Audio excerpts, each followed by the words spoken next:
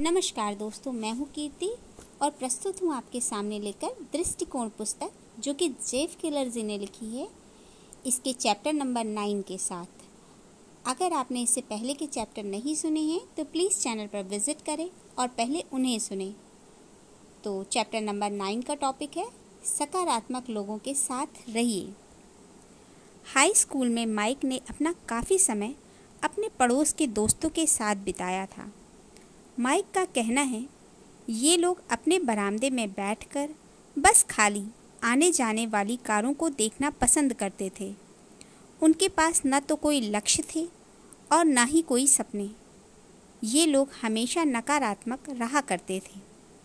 जब भी माइक कुछ नया करने की बात करता था तो दूसरे लोग उसको हतोत्साहित कर देते थे।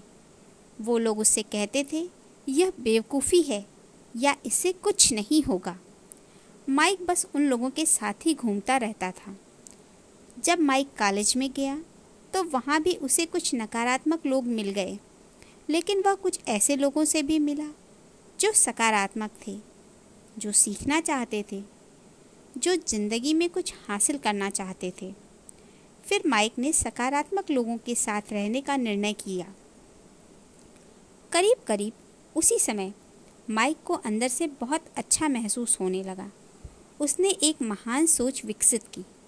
उसने लक्ष्य बनाने शुरू किए और मुझे आपको यह बताते हुए खुशी हो रही है कि अब माइक अपनी एक सफल वीडियो प्रोडक्शन कंपनी चलाता है और उसका एक बहुत ही अच्छा परिवार है। एक एक करके वह अपने सारे लक्ष्य पूरे कर रहा है जो उसने पहले बनाए थे। जब मैंने माइक से पूछा कि तुम्हारे उन हाई स्कूल के दोस्तों का क्या हुआ, उसने मुझे बताया वो अभी भी नकारात्मक हैं। वो अभी भी उसी पड़ोस में रहते हैं और कुछ नहीं कर रहे हैं। माइक ने यह भी कहा, मैं कभी भी वहाँ न होता जहाँ आज हूँ। अगर मैं उन्हीं लोगों के साथ लटका रहता तो मैं अभी भी गलियों में मारा मारा फिर रहा होता।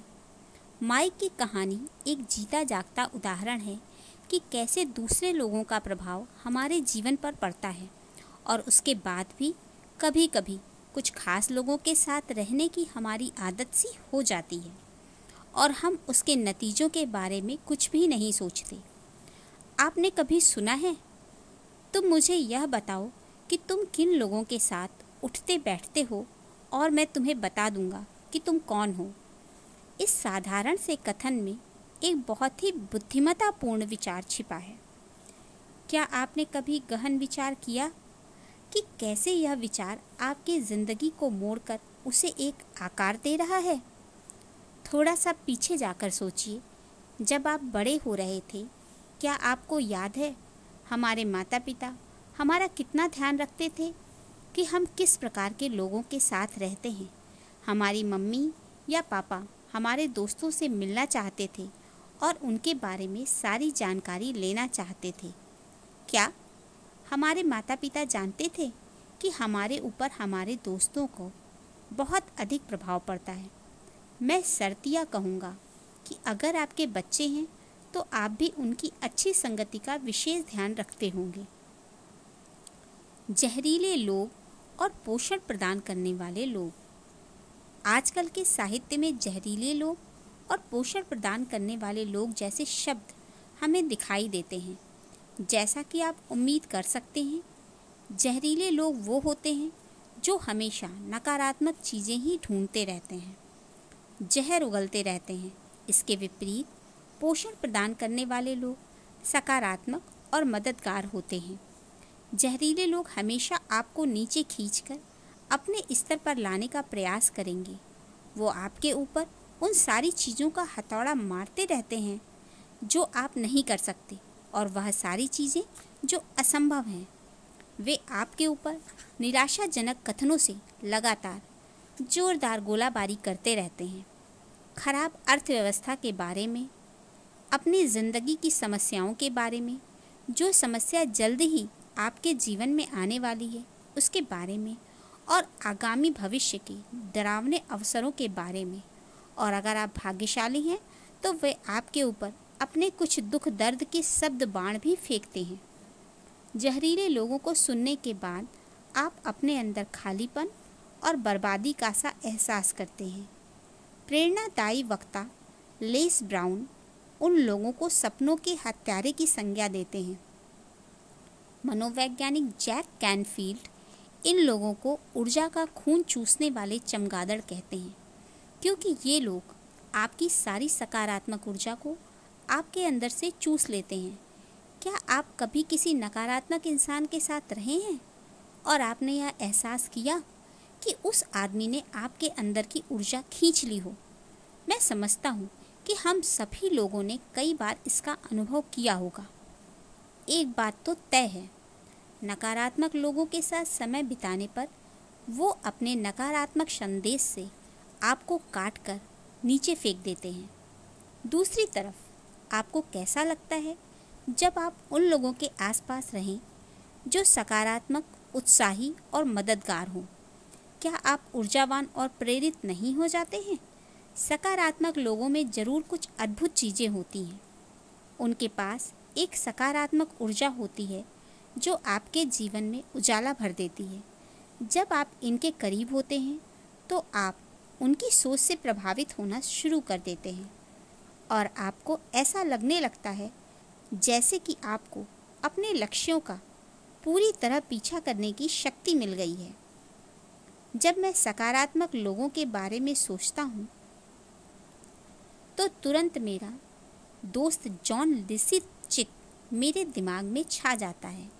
जब भी मैं जॉन से बात करता हूँ तो मुझे लगता है जैसे मैं पूरा संसार ही जीत लूँगा। मैं खुद भी अपने आप को एक बहुत ही सकारात्मक इंसान की तरह देखना चाहता हूँ। एक 1 से 10 की स्केल पर, जहाँ 10 का मतलब सर्वाधिक सकारात्मक हो, तो मैं संभवतः अपने आप को 9.5 दूंगा। वहीं जॉन लिसिथिक को मुझे 14 अंक देने पड़ेंगे। वह तो इस स्केल के भी ऊपर चला जाएगा। वह हमेशा सकारात्मक होता है, हमेशा उत्साहित रहता है और वह अपने मिलने जुलने वाले हर इंसान को उत्साहित कर देता है। उसकी सोच लोगों को महान बनने के लिए प्रेरित कर देती है। क्या आप इस बात का अंदाज़ा लगा सकते हैं कि आपकी सोच में कितना निखार आ जाएगा अगर आपके जीवन में जॉन जैसा दोस्त आ जाए? रेडियो पर बेवकूफ़ी भरे गाने। मुझे पूर्ण विश्वास है कि आपके साथ ऐसा कई बार हुआ होगा। आप रेडियो पर एक गाना सुनते हैं और अपने आप से कहते हैं, कितना बेहुदा गाना है। बाद में वही गाना आप फिर सुनते हैं, अगले दिन वही गाना फिर कई बार सुनते हैं। एक हफ्ते तक दिन में कई बार वही गाना आप बार बार सुनते हैं। फिर कुछ आश्चर्यजनक परिवर्तन होता है। घर में बैठकर बस एकाएक आप वही बेवकूफ़ी वाला गाना गुनगुनाने लगते हैं। अगर उसी समय मैं आपसे पूछूं कि यह गाना आपको कैसा लगता है तो आप कहेंगे एकदम बेकार। तो आप उसे गा क्यों रहे थे? सच्चाई तो यह है कि जो कुछ भी आप बार बार सुनते हैं वही आपके दिमाग में बैठ जाता है। हमारा दिमाग उसी बात को गहराई से सोचता है जिस चीज़ को बार बार दोहराया जाता है। दुर्भाग्य से हमारा दिमाग यह अंतर नहीं पहचानता कि कौन सा संदेश हमारे लिए लाभप्रद है और कौन सा नुकसानदायक। अगर हम कोई चीज़ अधिक बार सुनते हैं तो हम न चाहते हुए भी उसी पर विश्वास करने लगते हैं और उसी दिशा में काम करने लगते हैं। जैसे एक गाना बार बार दोहराकर हम उसी गाने के बारे में सोचने लगते हैं, उसी तरह सफलता के बारे में भी हम सोचने लगते हैं। इसलिए अगर हम अपने दिमाग को सकारात्मक संदेशों से भरने का फैसला करें तो हम और ज़्यादा सकारात्मक हो जाएंगे और अपने लक्ष्यों को पाने के लिए हिम्मत के साथ आगे बढ़ेंगे। परंतु ये सकारात्मक संदेश हमें कहाँ से मिल सकते हैं? तो एक तरीका तो है प्रेरणादायी किताबें पढ़ना। बधाई हो, क्योंकि यह काम तो आप इस समय कर ही रहे हैं। इसके साथ में हम प्रेरणादायी ऑडियो प्रोग्राम सुन सकते हैं और अपना ज़्यादा से ज़्यादा समय सकारात्मक लोगों के साथ बिता सकते हैं। स्मोकी के स्पंज का सिद्धांत। मैंने अपने दोस्त ग्लेन स्मोकी स्टोवर से सकारात्मक सोच और अपने आप को सकारात्मक लोगों की संगत में रखने के महत्व के बारे में काफ़ी कुछ सीखा है। स्मोकी ने कब्रिस्तान और मुर्दाघर उद्योग में 45 साल तक बिक्री का काम किया है। हालांकि सुनने में यह एक निराशाजनक काम लग सकता है, लेकिन मैं आपको यह विश्वास दिला सकता हूँ कि स्मोकी एक सकारात्मक सोच पैदा करने वाला इंसान है। हर बार स्मोकी से फ़ोन पर बात करने के बाद मुझे बहुत अच्छा लगता है। स्मोकी ने मुझे समझाया कि इंसान एक स्पंज की तरह होता है। जो कुछ हमारे पास के लोग कहते हैं, कभी कभी उससे हम तरबतर हो जाते हैं। इसलिए अगर हम किसी नकारात्मक आदमी के साथ समय बिताते हैं तो हमारे अंदर नकारात्मक बातें भर जाती हैं और उसका असर हमारी सोच में झलकता है। निस्संदेह इसका उल्टा भी सत्य है। जब हम सकारात्मक लोगों के आसपास रहते हैं तो सकारात्मक बातें हमारे अंदर समाहित हो जाती हैं। हमें अच्छा महसूस होता है और हम बेहतर परिणाम देने लगते हैं। एक बार मैंने स्मोकी से पूछा, किसी नकारात्मक आदमी से बात करते समय आप क्या करते हैं? उसने जवाब दिया, जितनी जल्दी हो सके मैं उस आदमी से पीछा छुड़ा लेता हूँ। मैं कुछ इस तरह से कहता हूँ, डिएगो, तुमसे मिलकर मुझे बहुत अच्छा लगा, और मैं दूसरे आदमी की तरफ चल देता हूँ। फिर मैंने स्मोकी से पूछा, क्या कभी तुम्हारी किसी ऐसे आदमी से दोस्ती हुई है जो नकारात्मक हो? उसका जवाब था, ज़्यादा लंबे समय के लिए नहीं। तुमने बहुत अच्छी बातें बताई स्मोकी, धन्यवाद। अपनी दोस्ती का मूल्यांकन कीजिए। यह बहुत ज़रूरी है कि आप समय समय पर अपनी दोस्ती का मूल्यांकन करते रहें, यहाँ तक कि उनका भी जिनसे आपकी वर्षों पुरानी दोस्ती है। मेरा विश्वास कीजिए, यह एक विशेष मुद्दा है। जो सभी लोग आपका समय लेते हैं, आपकी बेहद कीमती संपत्ति पर एक महत्वपूर्ण प्रभाव डालते हैं, और वह संपत्ति है आपका दिमाग। क्या आप अपने आसपास नकारात्मक दोस्तों का दल तैयार कर रहे हैं? तो अब अपनी फुर्सत का ज़्यादातर समय उन्हीं लोगों के साथ बिताना बंद करने के बारे में सोचिए।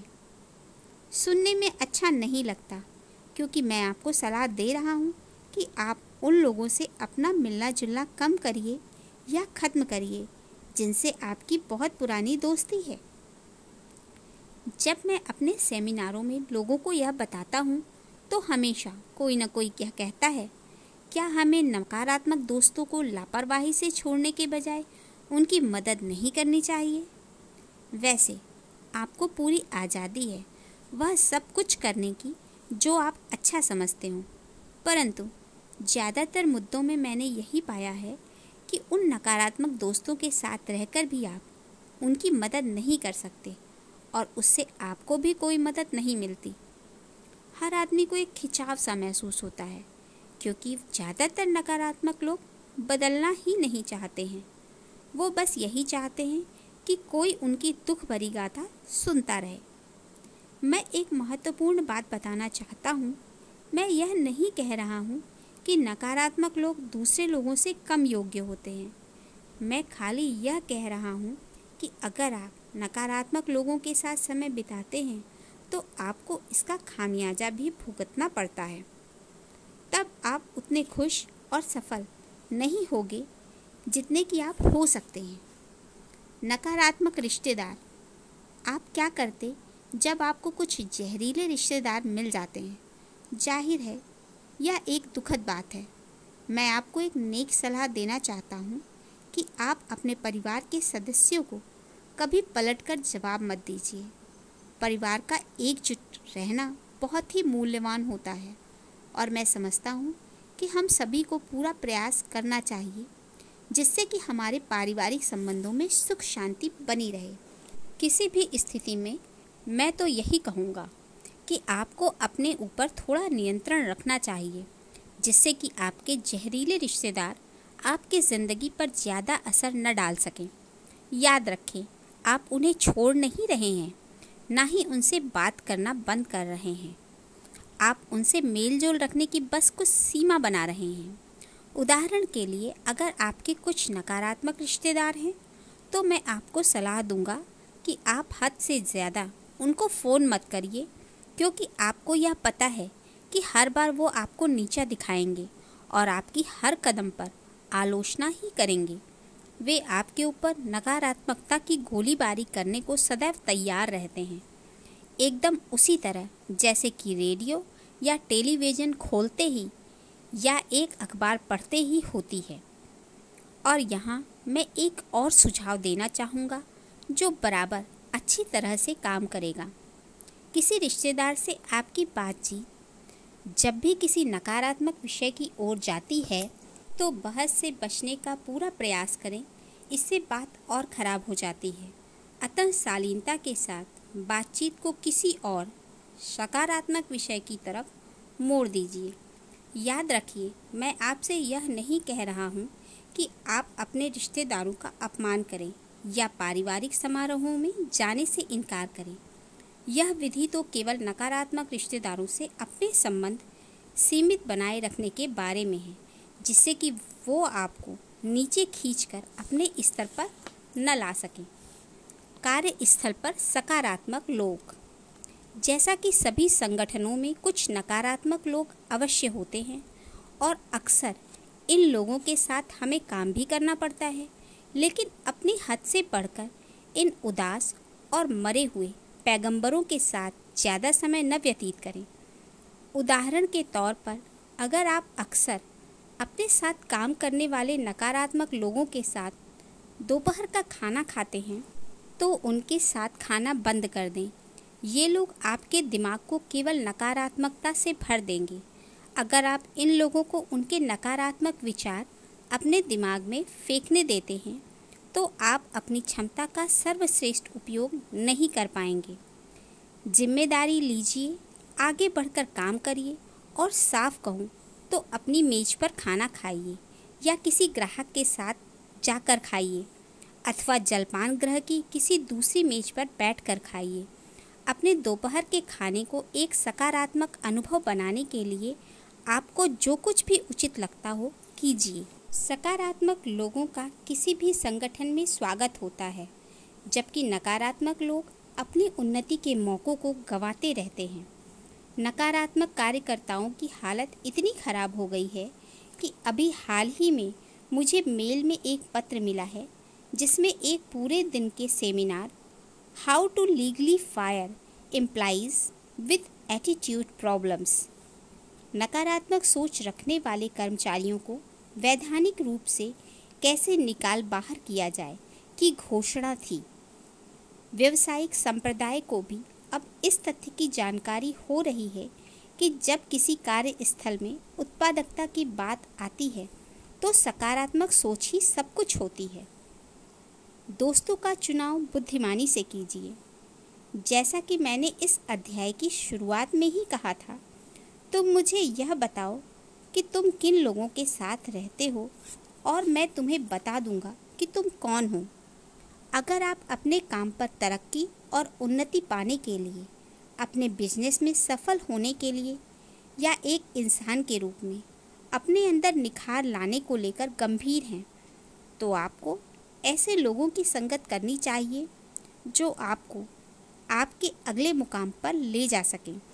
जब आप सकारात्मकता प्रदान करने वाले लोगों के साथ अपना मेलजोल बढ़ाएंगे तो आपको अपने अंदर से अच्छा महसूस होने लगेगा और अपने लक्ष्य को प्राप्त करने के लिए एक नई ऊर्जा मिलेगी। तब आप और ज़्यादा सकारात्मक और उत्साही व्यक्ति बन जाएंगे, एक ऐसा इंसान जिसके आसपास दूसरे लोग भी रहना पसंद करेंगे। पहले मैं अक्सर सोचा करता था कि सकारात्मक लोगों से मेल जोल कम रखना एक महत्वपूर्ण बात है, और अब मुझे पूर्ण विश्वास है कि यह तो अत्यंत आवश्यक है। अगर आप एक बड़े विजेता और खुश इंसान बनना चाहते हैं तो अपने आप को सकारात्मक और पोषण प्रदान करने वाले लोगों के आसपास रखिए। ये लोग आपको सफलता की सीढ़ी पर ऊपर चढ़ा देंगे। तो धन्यवाद दोस्तों। So please like, share and subscribe to my channel, और दूसरे चैप्टर्स सुनने के लिए कृपया चैनल पर ज़रूर विज़िट करें। और अगर आप नए हैं तो प्लीज़ सब्सक्राइब करने के साथ साथ बेल आइकन ज़रूर दबाएं। तो अब हम मिलेंगे चैप्टर नंबर 10 में, जिसका टॉपिक है आगे बढ़िए।